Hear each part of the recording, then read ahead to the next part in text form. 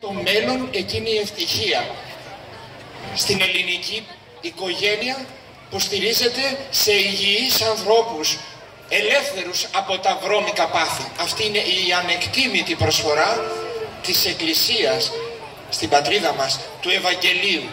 Καμαρώνουμε εσάς, παιδιά μου, γιατί γεμίζετε τις ψυχές μας με χριστές ελπίδες, με βέβαιες ελπίδες ότι υπάρχει μέλλον για αυτόν τον τόπο και αυτό το μέλλον το κρατάτε εσείς στα χέρια σας, με τον αγώνα σας να παραμείνετε καθαροί, λεύθεροι από την αμαρτία και τα πάθη.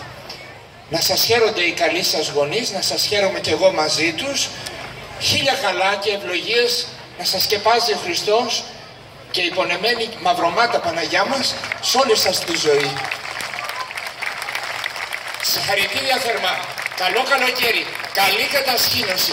Τώρα την Τρίτη αρχίζει το πραγματικό γλέντι. Θερμά συγχαρητήρια. Μια αναμνηστική φωτογραφία. Η Εκκλησία δεν λέει λόγια, αγαπητοί μου αδελφοί.